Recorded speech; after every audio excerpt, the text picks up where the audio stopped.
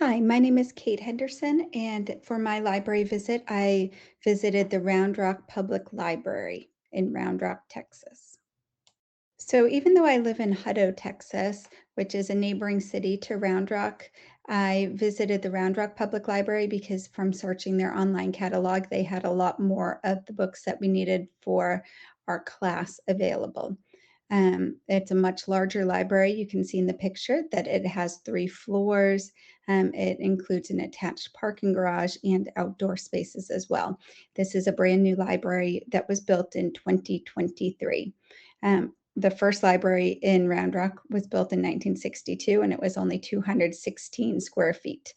This one, that was a result of a bond package in 2013, which was completed in 2023, is 65,000 square feet. When looking at a collection of a library, I think it's important to have some information about the community that it serves.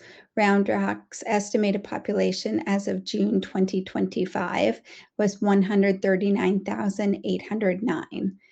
Of of that number, 15.4% of people were foreign born. The top 3 countries were Mexico, India, and El Salvador. And the demographic information as shown in the chart is that white non-Hispanic is 47.8%. And then the second largest demographic is Hispanic. In the chart, you can see it's broken up, multiracial Hispanic, white Hispanic, other Hispanic, etc. And then the third largest demographic was Black or African American. Round Rock Public Library is 3 stories and has an adjacent parking garage and some nice outdoor zen lawn areas. I spend most of my time on the second floor, which houses the children's and young adult collections. As you can see in the picture, they have a desk set up for a promotion that they're doing or an event where they're launching their summer reading program. I visited the library on a Sunday afternoon, and it was quite busy. It wasn't loud, but there were definitely people talking, collaborating, and working and reading, and especially on the second floor. There were kids going from different sections with their parents or without their parents as well. Um, the overall feel of the library was nice and open and airy. It was very visually appealing. There were subdued colors, but also pops of colors in different locations. The books were well organized. It was easy to maneuver in and out around the stacks. It was also easy to navigate the different floors. There were stairs or elevators that you could use. Um, the sounds of the library were on the third floor, it was quite quiet. Second floor was normal talking, some quieter areas. In the first floor, it was kind of busier, people moving in and out throughout the space. Um, the smell of the library was just, clean, nice and clean. Um, and just the overall feeling was new and airy and open. Pictures, you can see a classroom or meeting room, as well as an open air research and computer station. There are lots of open spaces in the library. It includes meeting rooms, different spaces for education. The overall feel of the library was open and airy and well lit. And you can see, if you look through some of the windows, that there's also outdoor seating or rooms that appear to be outdoor that also have large windows. These pictures were taken on the second floor. You can see that there's a variety of flexible, comfortable seating and that it's child-friendly. In the picture on the left, you can see that there's actually a bathtub that people can sit in and read, obviously without water. Here you can see a few more options for seating. This is a larger area with lots of different tables and different couches. And then on the right is the children's gathering area. That's where they hold story times. There's a little play kitchen in there, and there's more books as well. As you can see, both of these were being utilized on the day that I visited, which was a Sunday afternoon. To several meeting rooms and classrooms. There's also a comfort room where patrons can check out a key from the front desk, and it's to be used for nursing mothers or children who need a safe and quiet space due to sensory overload, and it's a private room. I felt like the library was very well organized. It was separated into different parts on the second floor. Um, However, I felt welcome to move among all of the different parts. In the far back area was the children's area where they have story times and the everybody section. There were also board book areas set up. And then it transferred into the easy nonfiction and then into the junior area. The junior area was genrefied, and there was a fiction, graphic novels, mystery, science fiction, nonfiction area. Then on the other end was the young adult area, and it was a little separated, but there were patrons moving back and forth among the different sections. In this picture, you can see how the board books are set up. They have rotating carts that are easily identified and that children can reach up and grab their own books. And it's a little bit of a smaller section, and I did see many kids taking books off. And also along the walls, there's shelving carts where if you're not going to take that book, instead of just shoving it back into a shelf in a random place, just put it there and the librarians will reshelf it. You can also see in the background the everybody section, and these are smaller shelves. Then the juniors get a little bit bigger, and then the young adult shelves get taller as well. The next section was the junior area, and you can see in this picture how they have a dedicated section to junior graphic novels, as well as on the other side, the manga. And as you can tell, that this section is genrefied. And throughout the other stacks, there's different sections such as the junior mystery, junior nonfiction, junior fiction, junior fantasy or science fiction as well. There are a few forward-facing books on these shelves, but on most of the shelves there were not. Another feature that the Round Rock Public Library has was that you can take out different kits. These are some examples of puppets that can be checked out. There's also robots and tech and board games that can be checked out as well. And some of it is behind the circulation desk that's on the second floor, and some of it is shelved like this. This picture shows the young adult stacks, and you can see that these are a little bit taller shelves and that they are also genrefied. Here's the nonfiction area that is set up with the Dewey Decimal System, but there's also like young adult manga, young adult graphic novels, young adult fiction, young adult science fiction that are set up alphabetically by author. Displays are important in a library, and I think it tells a lot about what is being promoted. At the Round Rock Library, I was a little surprised that there weren't that many forward-facing books or different books displays. I think part of that might have been that they had taken up a lot of space for the summer reading program. They have a lot of different prizes and things that kids are working on reading books in minutes to turn in for prizes. But in this picture, you can see that there's some forward-facing books that are being highlighted that they're new youth, and you can see if you look closely at the titles that they do feature diverse characters and would appeal to many different people. There were two round young adult displays.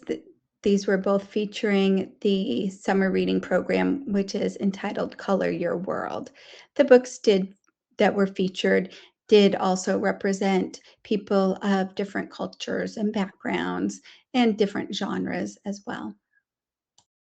And here's the equivalent for the children's display. They were also highlighting some of the summer reading program for Color Your World.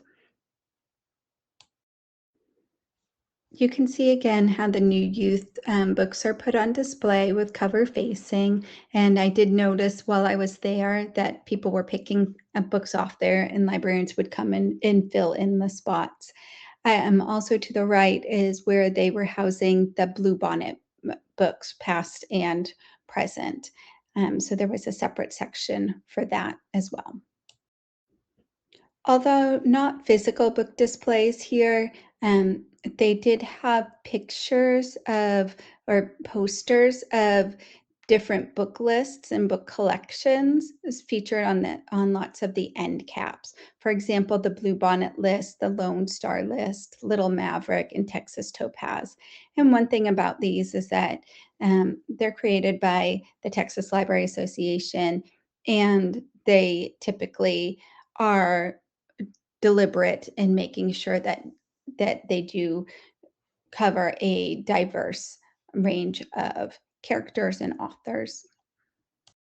When I moved up to the third floor, which is the adult collection, I did see two Pride Month displays featuring books that incorporate LGBTQIA plus themes, and also showcasing the inclusivity of the library. I was a little surprised that I didn't see Pride Month books on other floors, at least not displayed, but they are part of the general collection.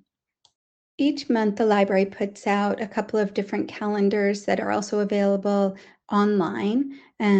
This one that's shown is of the children's programming. They also have a teen programming and adult programming. I did notice that on the calendars, there were lots of events that would appeal to many different people. There were classes for English language learners. There were Pokemon Club groups. There were movie screenings of all different types of movies, lots of different story hours for different ages, and science interest presentations as well. So really something for everybody. Physical books that are available in the collection. The Round Rock Public Library website and online catalog has many books that you can check out using Hoopla, Libby, Odilo, which is for Spanish language books. Also, you can check out magazines online through Flipster. You can rent movies through Hoopla and listen to different music.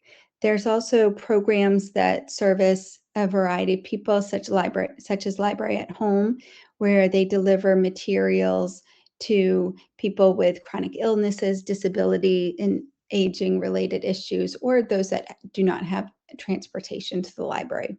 There's also the Library on the Go program, where 3 Saturdays in the summer, the library goes to two different stops in the community in order to reach those who may not have access.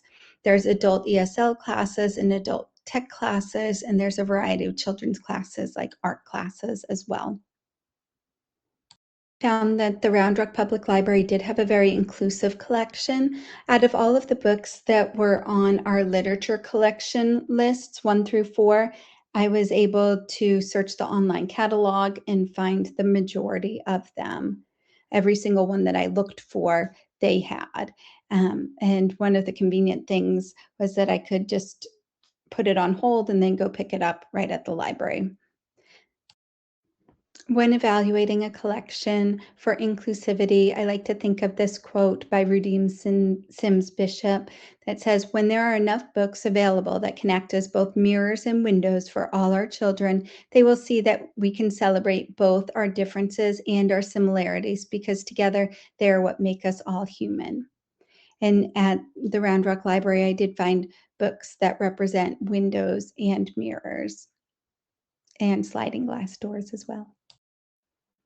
Here are just a few of the books I checked out at the Round Rock Public Library from our course literature collection lists, and there are many, many more. One book that I checked out that meets the criteria for inclusivity is Aristotle and Dante Discover the Secrets of the Universe by Benjamin Alir Sons. It won the Stonewall Book Award, the Michael L. Prince Award Honor, Pura Belpré Author Award. And a description of it is, on the surface, it is a story of friendship between two very different Mexican-American teenage boys, Ari and Dante. At its core, though, the novel is about learning how to love. And it does feature main characters who are Mexican-American and also who are gay. Another example of an inclusive collection item is A Wish in the Dark. This was a Newbery Honor book and had the Jane Addams Children's Book Award, and it covers themes of privilege, protest, justice, and oppression. The fantasy novel is set in a place inspired by magical Thailand. According to the author, now for all of my love of fantasy when I was a young child, the books that I had access to were very limited to a white Western perspective. I did not read books by authors who represented me until I was out of high school, and I certainly didn't ever read fantasy that was set in an Asian place. So this is a double thrill to have A Wish in the Dark honored because it is set in a world that is inspired by a magical Thailand. And you can see that this book would serve as a mirror for some and a window for others. The picture book In My Mosque is also another example of an inclusive literature title that was part of the collection. It represents Muslim and Muslim American community. It shows diversity of Muslim people. It won awards such as I'm Your Neighbor Community Book Award and was part of the Texas Topaz Nonfiction Gem of 2022. According to a review, this marvelous, welcoming book on mosques, Muslims, and Islamism must, offering foundational knowledge on the world's second largest religion. There were many, many different books that could have been considered to be part of an inclusive collection at the library. And then also, if you're looking for particular interests, their online catalog has tons of book lists. There are many pages of reading lists that coordinate with inclusive topics and identities. Some of these book lists have 100, 200, 300 books listed on them that are all housed in the library or available through their online systems. For example, there's a list about Bullying Prevention Month, Lift Every Voice, Black History Month, homelessness books, Dyslexia Awareness Month, Indigenous People, Mental Health Awareness, Hispanic Heritage Month, Disability Awareness, Women's History Month, Jewish American Heritage, Pride Month, Asian American, Native Hawaiian, and Pacific Island Heritage, and many, many more. And these were just some of the titles of the book lists that are available on their website. It's obvious that the Round Rock Public Library supports the freedom to read. One of the key principles of the American Library Association Code of Ethics is we uphold the principles of intellectual freedom and resist all efforts to censor library resources. On the website, the Round Rock Public Library does mention the American Library Association and the Code of Ethics. As part of the Round Rock Public Library's collection development policy, it discusses reconsideration of library materials and focuses on the Library Bill of Rights and the Freedom to Read statement. It also does recommend that if you have an issue that you speak to a library manager first, and then if you'd like to pursue, you can fill out a request for reconsideration form. I checked Round Rock Public Library circulation online catalog for the 10 most challenged books of 2024 and noted that all of these were available through the Round Rock Library, which is a good sign that these books aren't being pulled or censored in any way. One thing that I did note was how the adult collection had a display for Pride Month, but there were no displays found in the children's or young adult section. This led me to really question if this was soft censorship. A quote from Trevisono says, however, self censorship can be more insidious than simply purchasing or not purchasing a title. Will you display possibly incendiary titles? Not having the Pride Month collections displayed on the children's and young adult sections made me wonder, is this the librarians were displaying caution and maybe worried that there would be complaints, or was it merely that they were using their display spaces for an event that they were running that month, which was the kickoff of the summer reading program, which is what they had displayed?